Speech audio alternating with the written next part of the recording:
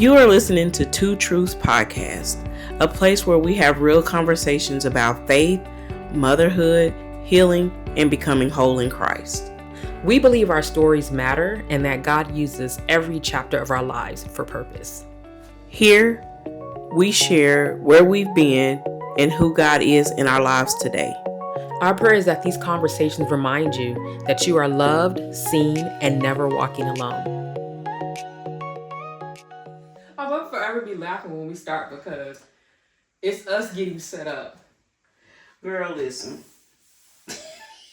It's so funny because it's like you realize, Pastor Mike spoke on this today. He said, he was like, I get so tickled when I realize, because, we merged with Dwell. Yeah. He was like, I get so tickled. He was like, because number one, God loves me enough, but God knows me enough to know that he has to send the right people for me to be able to do what it is he called me to do. And it makes me laugh because I'm just like, Lord, like, because, we were just going to show up with the iPad. And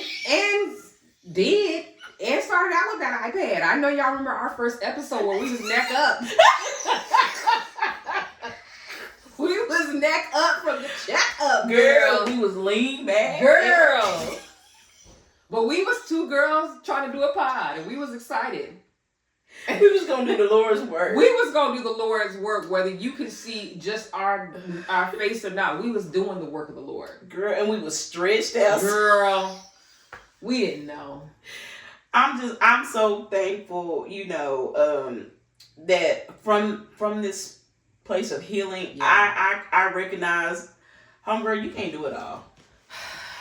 Every lane is not yours. Yeah, I definitely know that ain't my lane. And so all of this, I'm just like, I love that we can just be like, Abel, what we need to do. And that we're learning. Yeah. And Abel's so gracious. He's so patient. Because I know sometimes he'd be like, what? We just talked about this stuff. And I was going to say, when he's editing the video, he has to be like, now I know I told them how to have the lighting set up. But when you read his messages, he just so sweet. It was so encouraging. Patient. And I'm just patient. Like, he is such a huge cheerleader. Yes, he is. And I know he gonna have a couple great patches. Yeah, he is. By the time season one over. Yeah. Yeah. Us. We sorry about that, Abel. Yeah. But if you need a communications person, I don't even know the official term. I just know that he is worth his salt. He's worth his weight in salt. So if you are needing someone, you're thinking about getting into the podcasting space or videography or film, photography or whatever, Abel's your guy. He is. Let us know if you want more information about him, but he's your guy. He's good. Sweet he loves spirit. God, sweet spirit. And the thing I like about Abel is that he's a creative through and through. Even when we sat down to have our creative consultation with him, and we told him kind of like the idea behind the pod, and he immediately had ideas. He immediately was like, okay, I think we can do this, we can take it in this direction. And his excitement had me excited. Yes. And it keeps me excited because he's really passionate about what he does. He is. And I love that because I think if you are working with anyone in this space, you want them to have a passion for it, because then it feels less like a chore to them. Yeah. And more like an adventure, like an opportunity. So. And he's so humble. And he just, like, whereas, me and you are in a leadership space, right? And so sometimes you have to have this persona that's kind of like, straight and narrow.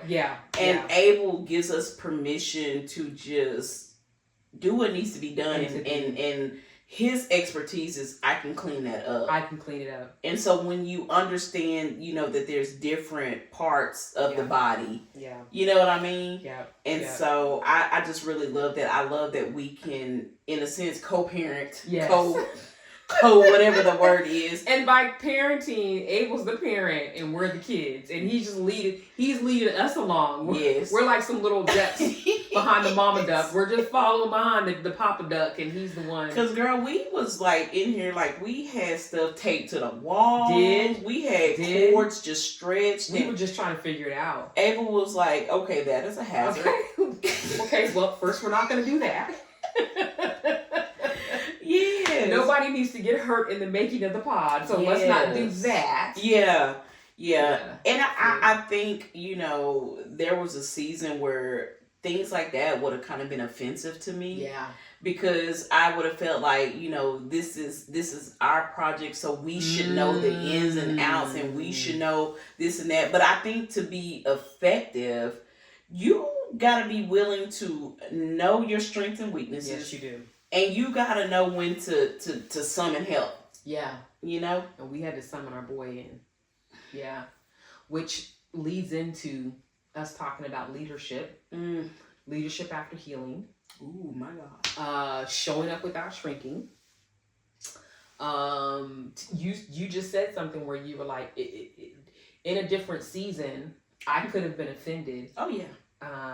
By him giving us the direction that he gave us, because I, whatever, didn't have the capacity, the wherewithal to recognize that he was the help that God sent us. Right. Yeah. So now you and I are both in leader spaces. Mm-hmm. Oh, help us, Jesus. Let's just jump into it, because I think there's been a lot of things that being in leader spaces that we have had to endure that has looked different pre-healing, mid-healing, post-healing, right? Because we're always going to be healing, right? From now until this other side, till we get in glory, we're going to always be healing. But what has it looked like as you've moved through your healing journey? What does that look like for you from a healing perspective?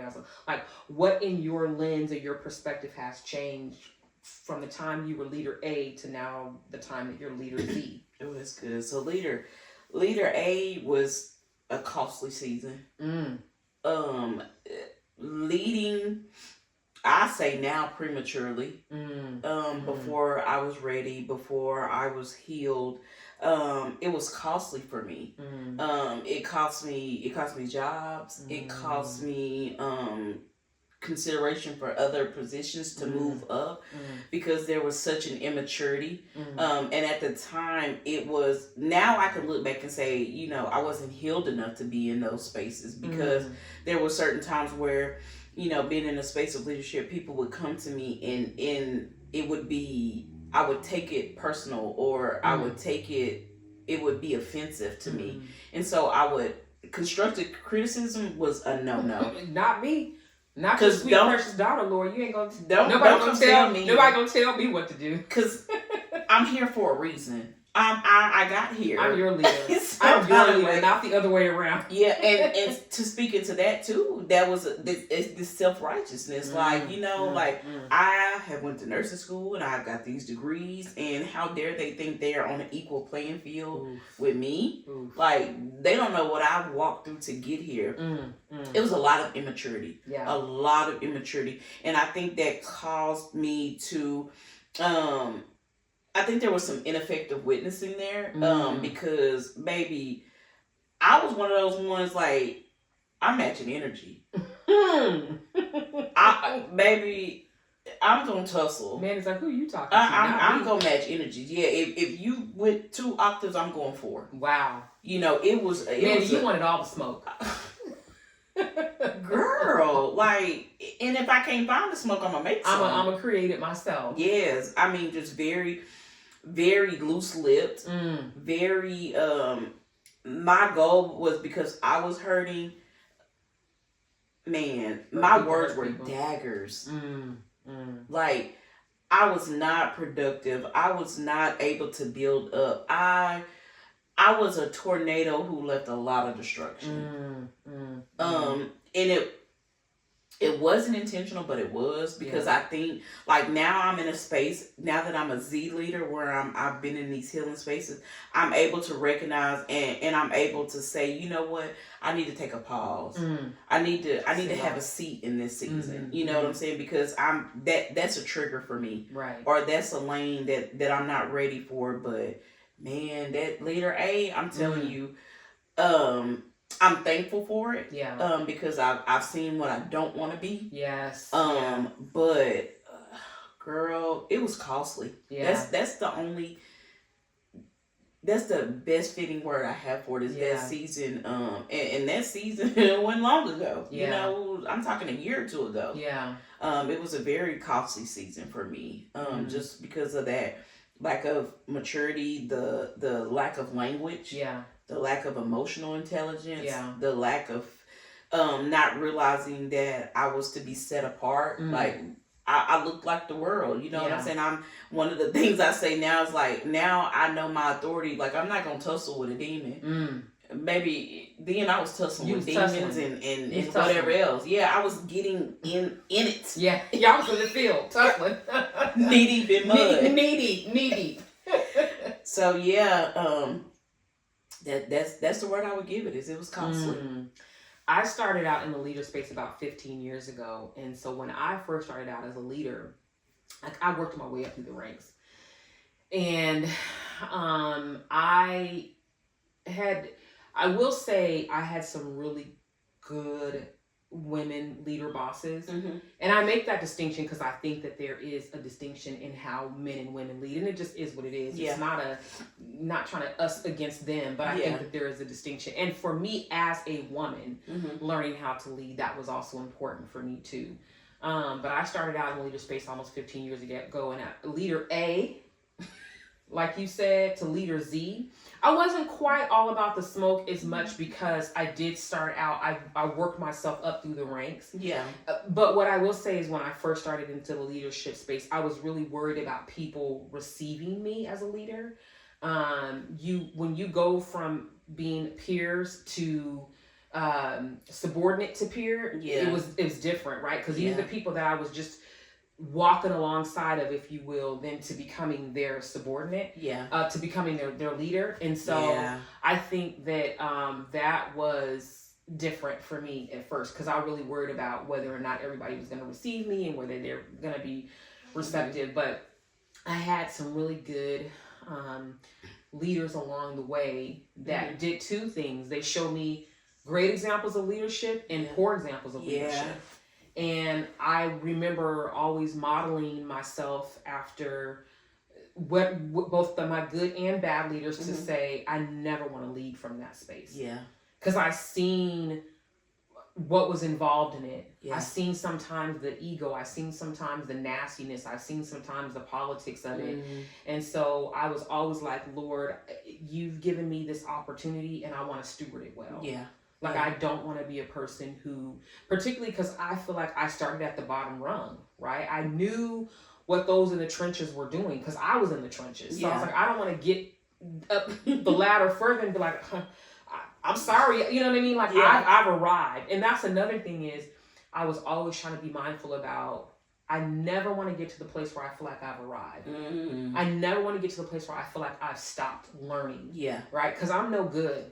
I'm no good as a leader. True. I feel like I'm no good in general if I ever get to the space where I feel like I've arrived. And I'm a knower of all things. Yeah. So I always, in that space, but that's not to say that as I didn't grow up the ladder and become in different leader spaces, that I didn't have some moments where I felt, like you said, kind of like, who are you talking to? And the Lord had to knock me back down a peg, like, they talking to you, sis. Yeah. So you are subjected to authority as well, too. But that's brings me into thinking about leading from a healed space versus an ego space. And what that looks like when you have God at the center mass and informing you on how to come on, speak to it. Come on, speak to it, Nurse Mandy. Listen, when I brought God into it, you just expect God to allow you to tell on other people. I spend so much time, I'd be like, Lord, today was terrible because, such and such. Lord, if such and such wouldn't have did this, that's good. And the Lord was like, homegirl, if you wouldn't have done, let's talk about how such and such had something to do with it, we wouldn't be here.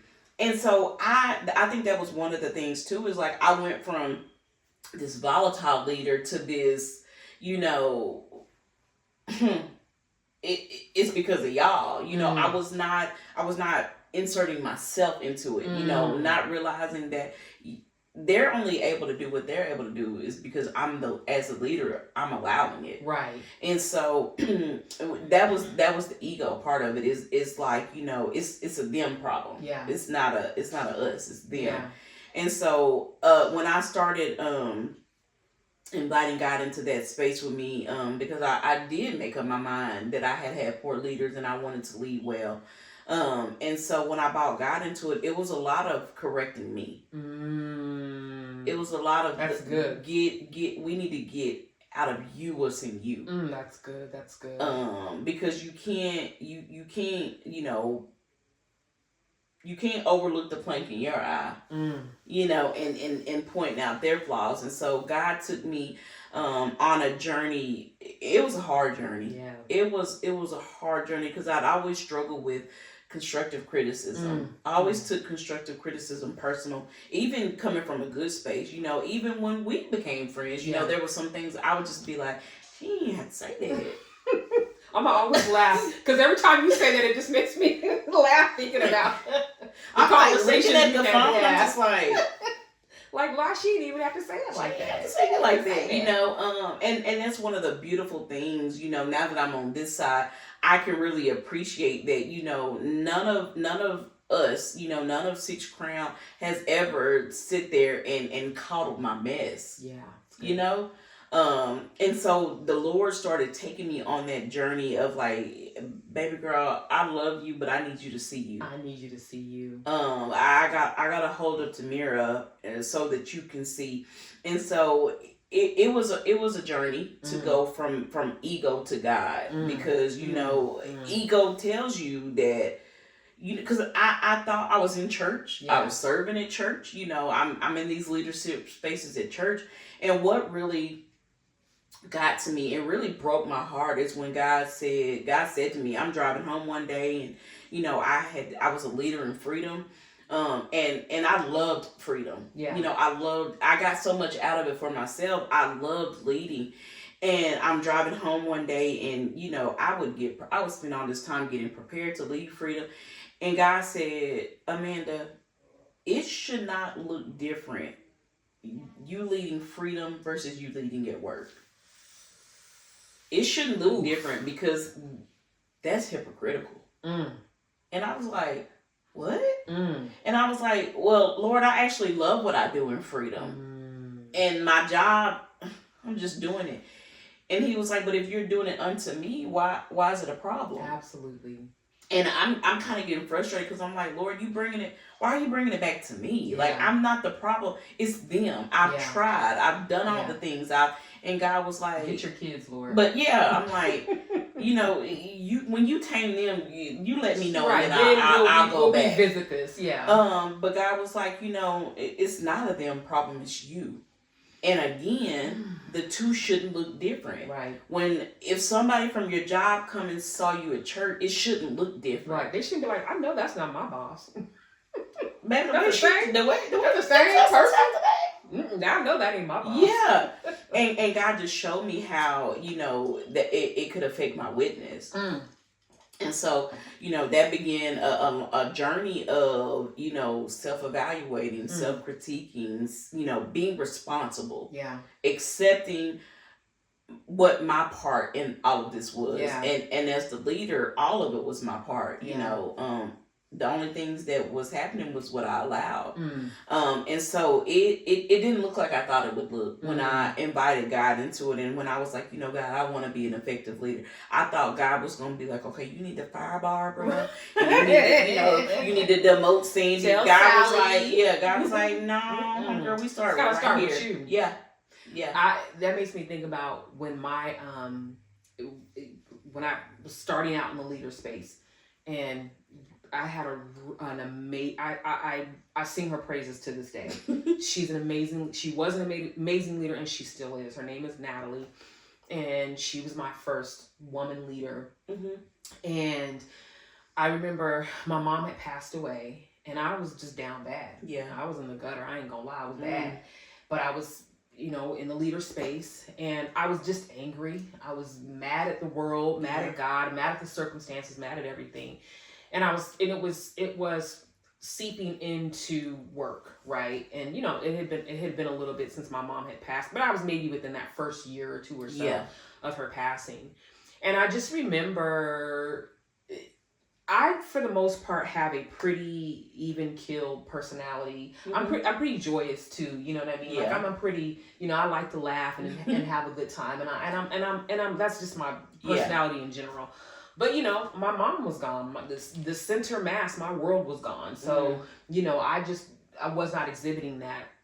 And I was short with people. I was irritated with everybody. I didn't care. I had an attitude. I was mad at the world. My mom was gone. Yeah. What? How can I help you? Yeah. And I remember Natalie coming to me and pulling me in, having a conversation with me. And I remember her basically telling me that, I acknowledge how you're feeling with the loss of your mom. And everyone here, our hearts are breaking for you with everything that's happened with your mom. But you got to pull it together. Because you are a leader. You are still a leader. And the team is looking up to you to lead them, right? I know you're dealing with the duality of two truths. You're grieving your mom's loss, but you also have to be a leader in this space. Yeah. And you've been entrusted with this position and this responsibility, and you're going to have to manage yourself in a way where you can't keep coming in here with an attitude and being short and rude with people and all the different things. Yeah. And when she first had that conversation with me, talk about being hotter than fish grease. I was hot because I was like, I am grieving. And how are you going to tell me that I need to pull myself together and everybody needs to acquiesce to me, right? Because I couldn't understand why the world hadn't stopped for everybody like the way that the world had stopped for me. Yeah. My world was done. Yeah. It was not spinning on its axis anymore. I was at a standstill. And she was stern but gentle. Yeah. She was tough and tender at the same time. Yeah. She was like, Stacey, I know you're struggling. I know you're having a hard time, but you are still here, and we still have our expectation on you has not changed because your mom has passed away. You have a responsibility as a leader. You have a responsibility as your mom's daughter to continue to be the woman that you are and that you've been called to be in this leader space. You still have to rise to the occasion. And so I was thoroughly annoyed that she had that conversation with me. But when the smoke cleared and the dust settled, I recognized that she was right. Yes. She was right. This was still a position that God had given me to steward, that he had called me into to steward, and I was stewarding it poorly. Yeah. And I was, when I sat with it, I was so grateful that she had the boldness to have that conversation with me, because she could have allowed me to continue on in the same path, and I would have self-destructed. Yeah. She could have let me self-destruct in that space, but instead she saw an opportunity to walk alongside of me and to say, hey, I understand that you're struggling, and I know that you're having a tough time, and my heart goes out to you. There's grace for that. But you still have to come in here and be the leader that we know that you can be, that we appointed you to be. We put you in this position because we trust you. Yeah. And so whatever you got to do to get it together, but you got to get it together. Yeah.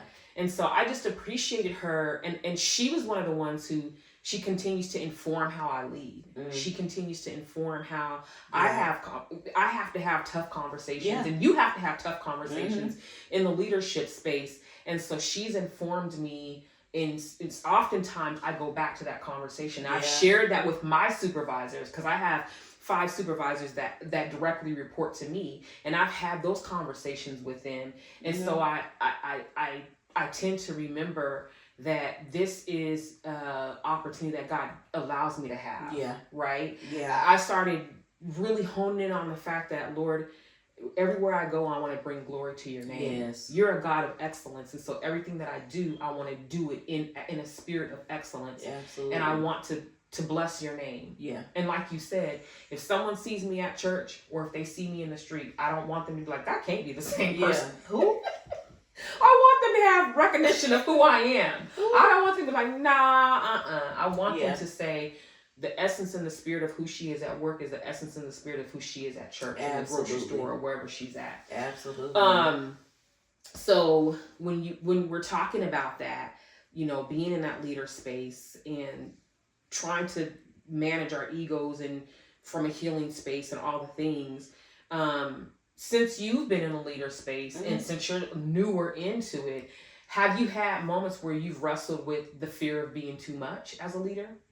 Absolutely. My from an unhealed space, when I was younger, I have always been labeled as too much. Because I was just always, I didn't always know how to steward it, but I was always the one, like, if 10 people went left, I was going to be the one to go right. And so being from a smaller area, a really conservative area, that looked like rebellion. When you were confident, when you were, believed in yourself, that kind of came off as rebellious. And so I allowed those words to be the loudest voice in my head, right?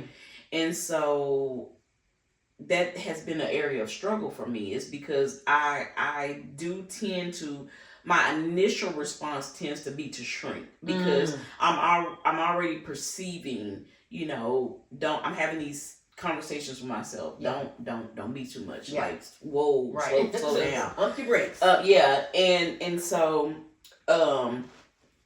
one of the things that has helped me settle into that is, giving myself permission to be okay with and to understand everybody is not meant for me and I'm not meant for everybody. Right. I can lead you from a place of knowledge and expertise, but also not being on a personal level and being, for you in a sense, and I've had to learn that. I've had to learn to be okay with I'm leading because I have the knowledge and the expertise. I'm not leading because everybody wants to be my friend. Or everybody is for me, or everybody thinks I deserve this space. That's not why I'm leading. And I've had to learn to keep the two separate. I've had to learn to, you don't merge the two. And so early on when I was a leader, it was all about, we let's be Facebook friends, and we gonna go to lunch and we gonna go do all those things. And I've since learned, no. Even when it appears, well, no. Because that gives some people the blurred lines of, like, when you do have to have those hard conversations, it's like, well, I thought we were friends. Correct. And so I that's something I struggle with. I did struggle with, but it has saved me more times than not, when I have kept those separate, because I can go in level-headed and I can go in on the outside looking, looking in, I'm not in it. And so, I'm not having to have a conversation, whereas, Sue may see me and Sally hanging out and be like, oh, well, you stood up for Sally because y'all are friends. There's no blurred lines. And I had to learn that, God has given me my community that pours into me. And that's where how I need to flow upward, and work the people that are over me. I don't need to be seeking advice, from my subordinates, and so that has really, it was a challenge for me, but I've really learned and leaned into that, and just realized it's not personal. I think that was a lot of my downfall when I first got into leadership, is I took everything personal. If I couldn't fix a situation, I took it personal. If I felt like I didn't say the right words, or if I didn't feel like the outcome was what I thought it should be, I took it personal. And I've just had to learn that I'm not the savior. I need to seek God. I need to seek those above me. I need to seek wise counsel. and whatever plays out, I need to be able to, at 5 o'clock, I need to be able to detach from that. Absolutely. And leave that there. Absolutely. And then I can pick up at 8 o'clock in the morning, you know what I'm saying, if I need to. Yeah. But I had such blurred lines. I was bringing home to work and work to home. And it was so blurred, you know, I didn't know, correct, you know, where the line in the sand was, because it was so blurred. Yeah. But I felt like that. I felt like doing more made me more effective. I had talking about blurred lines in the sand. I learned early on from the women leaders that I was telling you that I had the privilege of being under the tutelage, and a lot of the women leaders I had the opportunity to learn from were telling me basically, I remember even when I started into leadership about 15 years ago, like I said, I went from being peer to being leader to peer. And I just remember Natalie, you know, having a conversation with me too about separating yourself, not othering yourself, but separating yourself, right? Because these women are no longer, they're your friends in that sense. They're your coworker friends, but you have to have a separation because when there is an authority that you are given, it's not a less than I'm up here, you're down here, but there has to be a line in the sand that denotes you as the authority. It's like with your children, right? Yeah. It's not that I'm better than my kids because I'm their parent, but there is a greater weight that comes with your responsibility as their parent, right? Absolutely. And they need to know that you are the shepherd, you are the line, you are the benchmark. And so early on, they would tell me, like, I don't allow the two to cross. I'm not friends on Facebook or any of the social medias with the employees, with the associates. I don't allow those two things to mix. And I've held that, and I still am like that to this day. I don't allow those two things to mix because, again, it's not that, you know, I'm worried about them seeing anything on my social media and being like, well, I thought she was one way, because that's not the concern. Yeah. The concern is that in this leader space that the Lord has given me an authority, and I want to honor that authority that He's given me. And again, not from a space of I'm better than you because I'm your leader, but from a space of you have to separate the wheat from the tares. Yes. Right? There has to be a separation. And in the space that I've been in, the Lord has given me opportunities to be able to minister and to witness in these spaces. And so can you imagine being in a leader space, but you have allowed the lines to blur and compromise? And like you said, your witness has been affected. You were having a conversation with one of your subordinates and then sharing some things with them, some confidences with them that they shouldn't have known. And then you have to turn around and you have to discipline them for something, or they have to share something with you. They're like, I don't trust you. Yeah. You just got done telling me about so-and-so's business, and now you want me to come to you and to tell you about something. And it's a missed opportunity for you to be able to witness in that space when the Lord's like, if you had protected that place of leadership and authority that I had given you, when I allowed the opportunity and the space to be right for you to witness to them, it would have been no issue, because they would have seen you as a person of integrity. They would have known that you were a person that you respected confidences and things of that nature. Yeah. So I could have made the environment safe for them to come and to share with you the things that I wanted them to share, so that you could have that appointed conversation with them about me.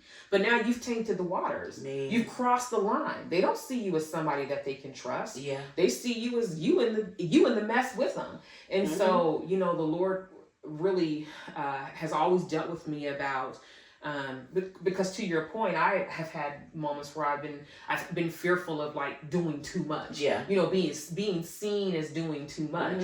And the Lord was like, you have to get comfortable in being in these spaces, because there's a boldness that I need for you to have, right? The devil's not worried about doing too much. He's out there wreaking havoc. Yeah. And you can't be concerned about that to the detriment of missing out on what I'm calling you into, the spaces that I'm calling you into, to being able to do that. So that's good. That leads me into, as he would have those conversations about, being too much and creating the separation line, creating the line of demarcation. Like I said, we've been talking about the women leaders that I've had, but being a woman leading with gentleness and authority, how are you managing and balancing the two in your space? Yeah, so for me, it looks like, again, not having those blurred lines, right? So you will know which picture to pour out of, right? That's good.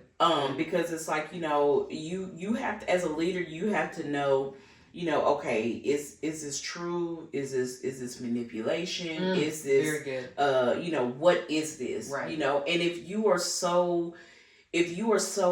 emotions are so in it and they precede you, you can't distinguish what's going on. Right. And my thing is, I used to feel like, when I was leader A, I felt like anything negative, I had to call it out. Like, I'm letting you know I see. And now that I'm a leader Z, God is like, there's some moments where I'm seeing, because I have a very discerning spirit. And so sometimes I see and I'm like, she is lying to me. She is lying to me. And so what I've come to realize is I can't be quick to judge, right? Because if she is lying to me, why is she lying to me? And a lot of times I find out from those very people is because, she may be telling me, hey, I need to be off today because, my kid is sick. Right. And it may be that she is just struggling. She's just tired. Right. But she's been made to feel less than for saying, hey, I need a mental break. Right. Or I need an emotional break. And so they resort to, I'm not going to tell you everything. I have to perform, my struggle. Right. And so that's what they learn to do, to perform it. So whereas I'm seeing it as, okay, she lying to me. Yeah. I've learned to start investigating. And they're going to be comfortable when I give them permission to be comfortable, right? So that looks like, I don't always have to question. Right. I can simply just be like, okay, you know what? You did everything you were supposed to do. You went and you requested off. You did all the things. It's not my business. Right. It is not my business. It is not my business. But what I can say is like, hey girl, if you need me, I'm here. Correct. I don't need to be prying. Correct. I don't need to be, I need to be knowing what picture to pour out of. Correct. So is this a moment for me to be gentle and understanding, or do I need to be authoritative? Yeah. Now, if this same person is coming and every Friday that we get paid, every Friday you just so happy, she gotta, then I need to take more of an authoritative role and say, now Sally. Right. I get it. Right. I want to go spend my money when I get paid too, but we have we have to be here. Correct. We have a job to do. We have to steward our job. And when we are not here and reliable, we're dropping the ball somewhere. Right. So, I get it. You may have to go pay bills, but can you use your lunch break? Right. If you need an extra 15 minutes on your lunch break, hey, we can do that. I can work with you. But every Friday we can't do this. Every Friday you can't happen to just need to be out on your lunch break. And so I think that you're able to distinguish what picture to pour out of when you die to yourself. Yeah. And you're able to get to know people. Absolutely. You watch people's patterns. Yes. You understand people. You know where people are without. So you're not asking, because one thing, especially women, we wear what we're going through. We wear our emotions. You know what I'm saying? Like you can try to hide it, but we are emotion first. Yeah. So I know you may be telling me I'm okay, but I know, and it may not be. Right. And so you learn to watch and to understand. And one of the things in this season God has really shown me is God was like, stop listening to speak.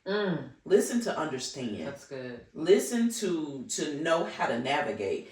And so that has been how I navigate that is I'm like, okay, what am I seeing? What am I, what am I noticing?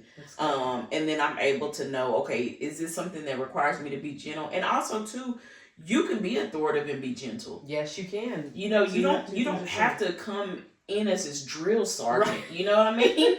You can, because when people are yelling and stuff at me, I shut down. It's not effective. And so I don't ever want to be that, and I'm to the point now where I can put my big girl pants on and be like, you know what, Sally, we need to have this conversation, but right now you or I neither are in the space to have this. Absolutely. So let's resume tomorrow at 9:00 or whatever, Yeah.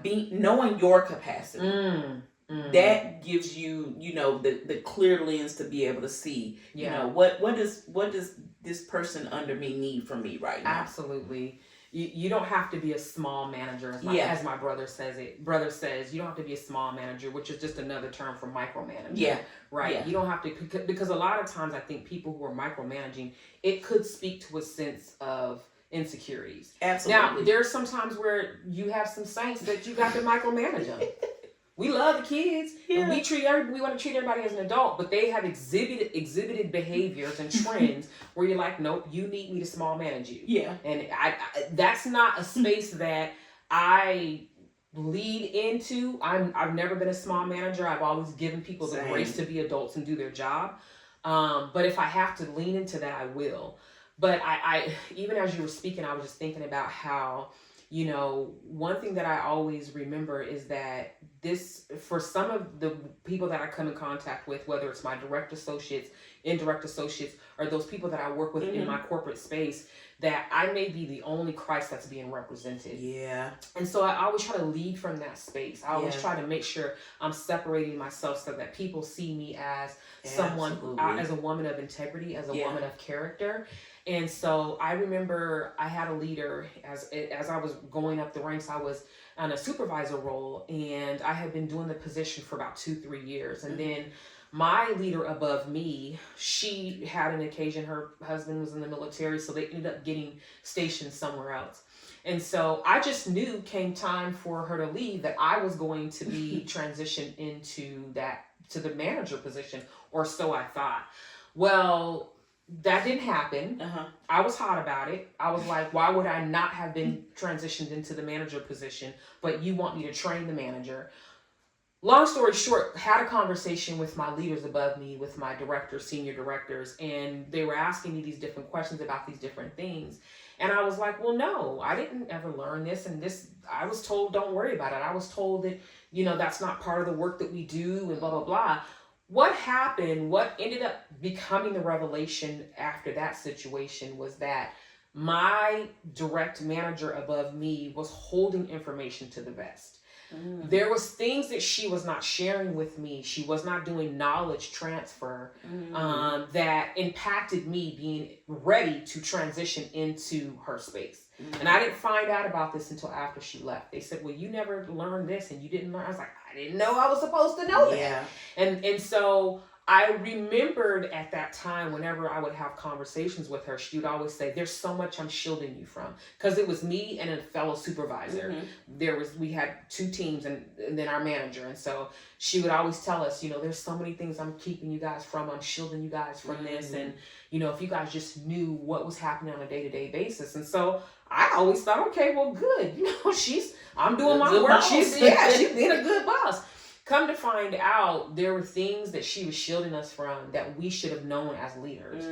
Ultimately, what it did is it stunted our growth. My other fellow supervisor, my fellow colleague, she left. She got a position somewhere else. So it was just me left. And so I didn't know what I didn't know. I didn't know that my growth was being stunted. I didn't know that I was missing an opportunity to grow and to learn and to be in a space where when it was time, I could succeed her, right? She was holding back knowledge. And when I really sat with that, I was so irritated by that. Like, why would she not have shared that information with me?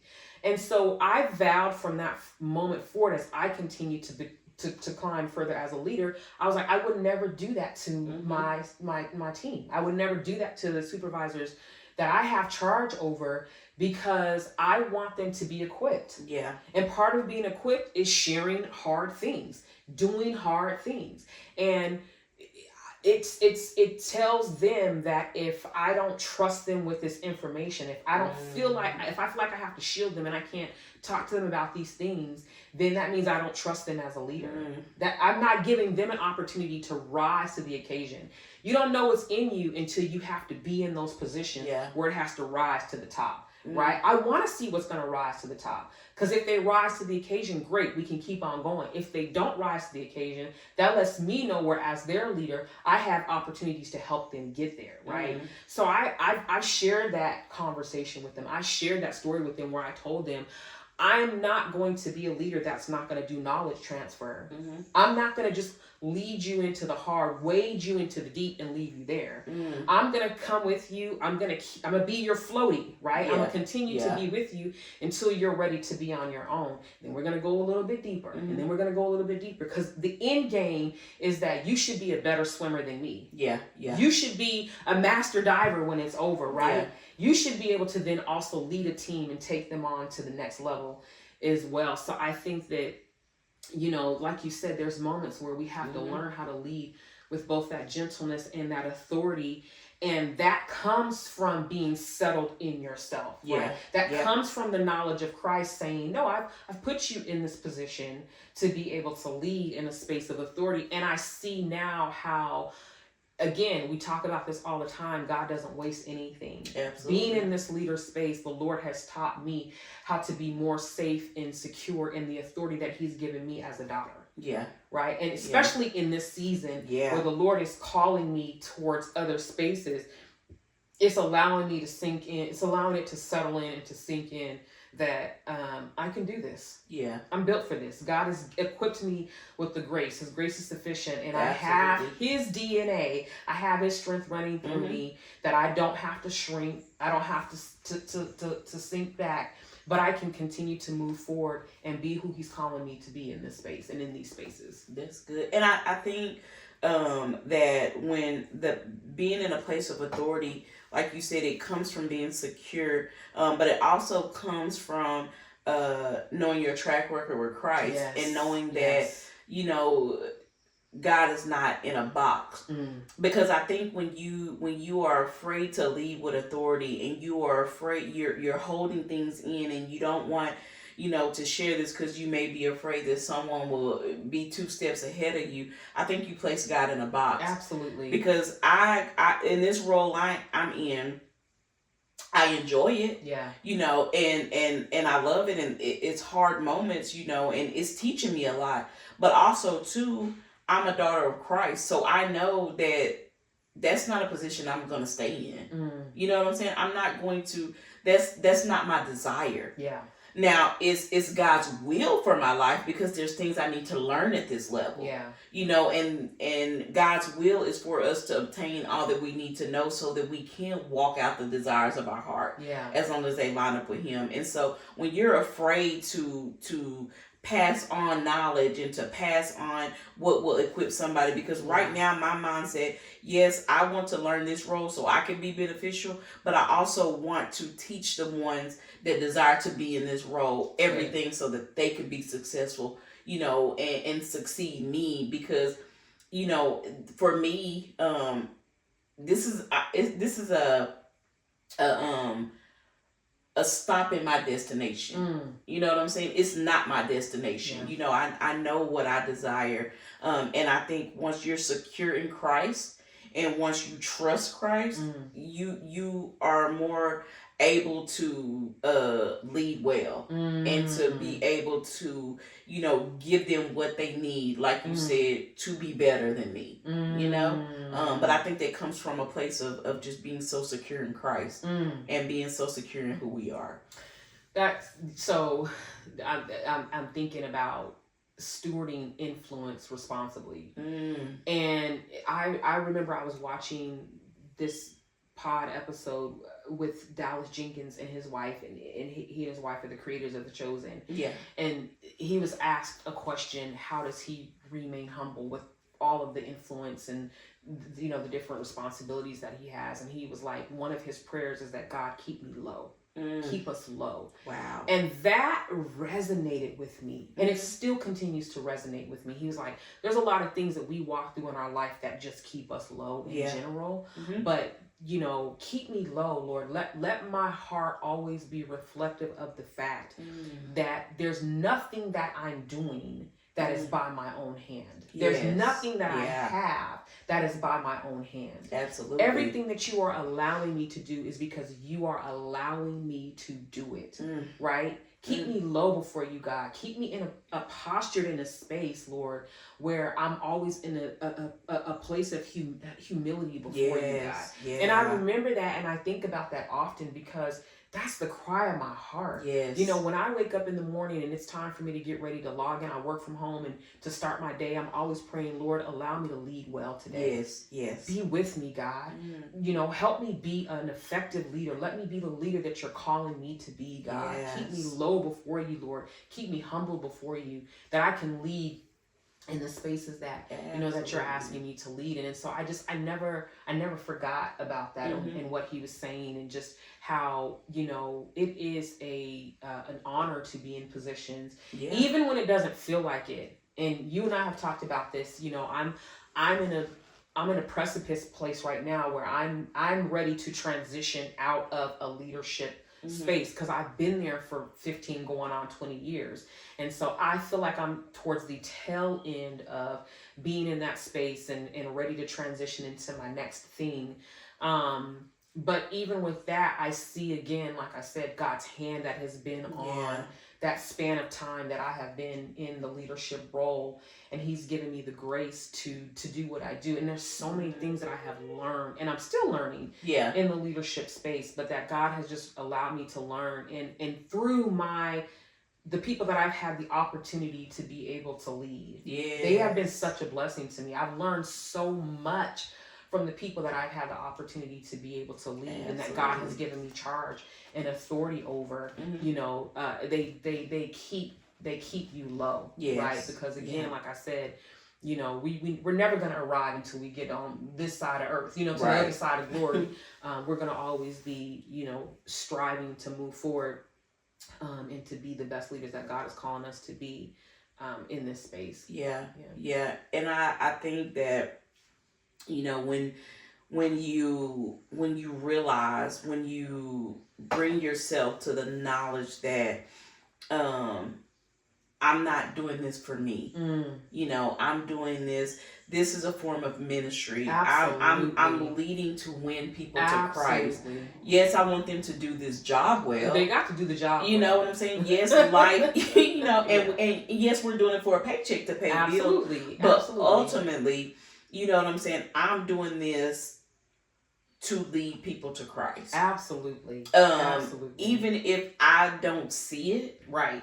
I know that I'm planting a seed. One plant. You know what I'm saying? I know God that. Yes. Yeah. And it's like, what they see is what they get on any given day. Not just Sunday or whatever the case may be. And I also think about too, I try to filter everything through the lens of being a mom, right? Because I'm a mama bear through and through. Yeah. And I when my kids depart from me every morning at 8:00, I trust that people are treating my children well. Good. You know what I'm saying? So good. And so for me, when these people show up every day, I don't ever want anybody's parent, whether that parent is their spiritual daddy, God, or if it's their physical parent, I never want anyone to wonder, while their children are not in their presence, how are they being treated? And that's good. The same thing with God. So what I'm saying? I don't ever want God to be like, man, she mistreated my child. And even in those moments, because we have them, right. That I'm able to go back and say, you know what, I didn't handle that right. So good. I can remain lowly enough that I can say, you know what, Sally, I shouldn't have talked to you like that. Yeah. You know what I'm saying? It was the heat of the moment. If you are in a position of leadership, whether that's at church, whether it's in the world, whether it's whatever that sphere of influence is, if you are not able to um publicly acknowledge, you know what I'm saying, that you didn't handle something right, or also be willing to say, you know what, I don't know, but I can figure it out, or let's do this together so we both can figure it out. I don't take that lightly. I don't take lightly that God as a spiritual father, but also physical parents are entrusting that when their children are with me from 8 to 5, that they're being mistreated or misused or mismanaged. You know what I'm saying? I want to always steward that well. Yeah. I want to always, I don't want to be the reason that someone's light goes out. Right. I never want to be the person that blows somebody's fire out. So good. So I'm checking myself daily, moment by moment. So good. Like what am I doing with this? I have one nurse that works under me, and when she first started working, she was a thorn in my side. She was the nurse that nobody wanted to work with her. She was just a lot. She she was a lot. Yeah. And I would find myself, she would call and ask me a question, and I would just be like, oh my God, here she go again. Yeah. I would see my phone ring, and I'm like, oh my God. And one day, she called, and I answered the phone, and I was just being really annoyed, and God was like, just listen. Yeah. Just listen. You answered the phone annoyed. You answered on 10. You was irritated. You were on 10. So just listen. And so we're talking, and she was having this conversation, and for me, I'm an empath, so whatever you giving off, I feel it, and so I could just feel this anxiousness, and I was just like, oh my God, like she's so anxious. And so I was like, okay, pause. And I was like, all I said to her, I was like, I'm in this with you. So good. And she was like, she stopped dead in her tracks, and she was like, what did you say? And I was like, I'm in this with you. Yeah. Like, you're not alone. I know that this is difficult. I know that we are in this transition, and it's hard. I know we went to bed one way and we woke up to something completely different, and we're all navigating it.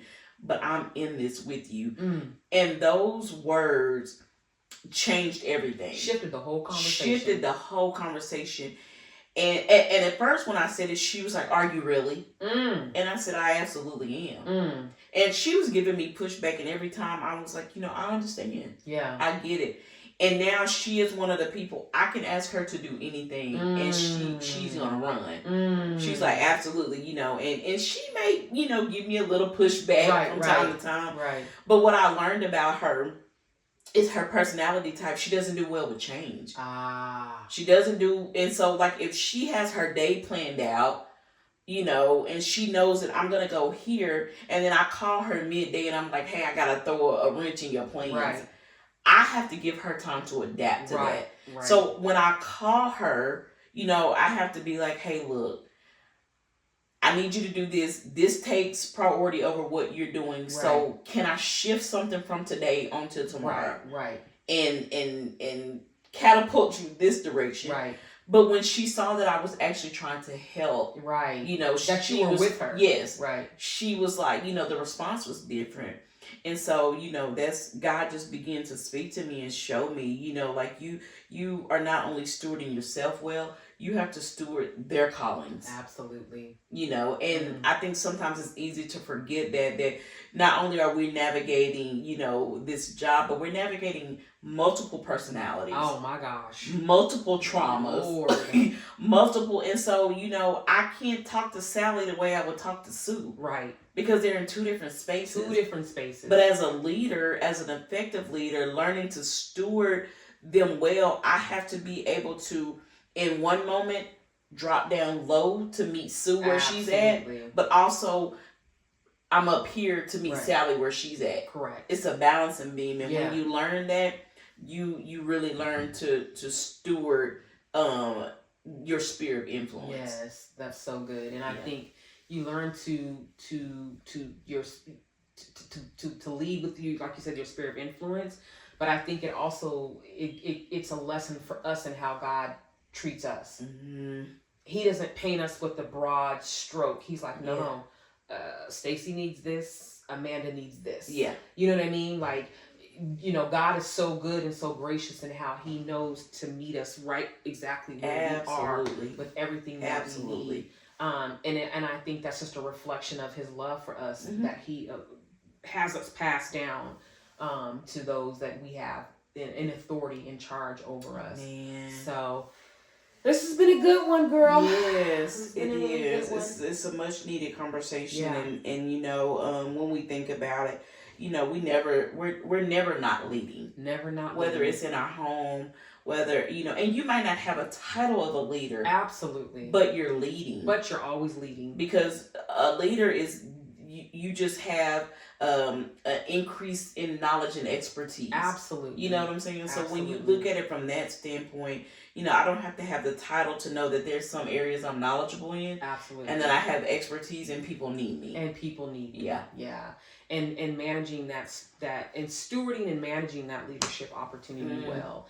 And to your point, it all stems back to healing, right? Yeah. You've got to be working towards being in a healed space so that you can lead well. Absolutely. You can lead the people that God has put in your charge well. No matter where it is, whether you're leading in your home as a parent, whether you're leading on your job, whether you're leading at your church, whether you're leading in your school, whether you're, co-leading in a relationship space, right? Yeah. Like that you have to learn how to lead well. And that starts with, being healed and submitting that through Christ so that he can teach you the different avenues and how to do that. So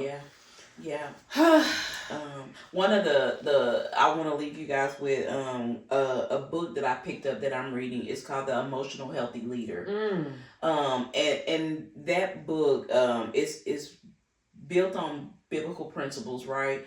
But it's teaching you how to navigate and to be able to remain lowly. Yeah. And to be able to remove yourself personally from things and just realizing God is with you in these spaces, and if we're taking it personal, we're not tuned in to God is allowing this. That's good. Or that God is allowing us to this is a divine appointment for God to do what he does, so that we can point people back to the true north, good.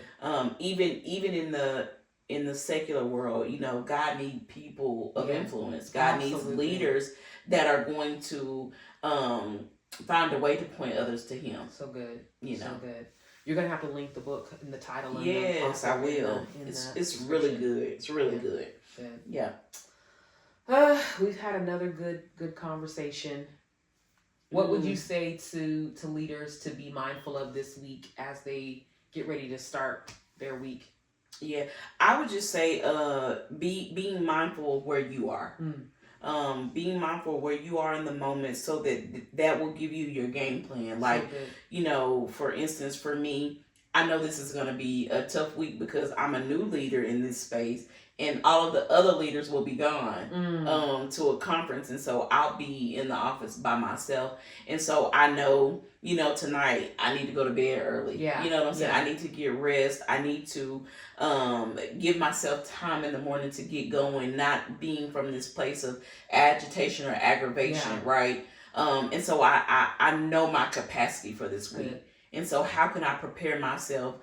Because, I'm the only one for our staff to lean on. Yeah. So I know more is going to be required of me. So I would just say knowing where you are, to get a game plan to know where you're going. Good. That's what I'm saying? When you have a plan, when plan ABC, you have an avenue. And just don't forget God. Don't forget God. Do not forget God. Take him with you in everything. Yeah. That's good, Mandy. I would piggyback and add on that. Always be self-auditing and stay low. Yes. Always be self-auditing and stay low. Absolutely. Look for the opportunity in everything Mm-hmm. when you're in those leader spaces. Look for how it is and it will inform you. And look for the opportunities that God is giving you to minister in those spaces to the people who are around you. Be praying for situations and how you can have an influence over the situation or over that person as a believer. Yeah. But always be self-auditing and always stay low. That's so good. And also ask God this week, God, where are you calling me to lead? Where are you calling me to lead? Yes, so good. Where am I already leading? Where am I already leading? And knowing those things, and like we said, staying low. Staying low. I mean, that will get you so far. Staying low. Yeah, stay low. All right. We love you. We want to hear about it in the comments. Let us know where God is calling you to lead. Absolutely. And we will, walk alongside you and be praying. And, Stacy is a wealth of information with the years of experiences that she have. I've been calling on her a lot in this season because it's more new for me. But, don't be afraid to reach out. We will help in any way that we can. We will find whatever resources that you may need. But most importantly, we will be praying for you in this season. We will be praying for you in this season. All right. Love y'all. Have a good week.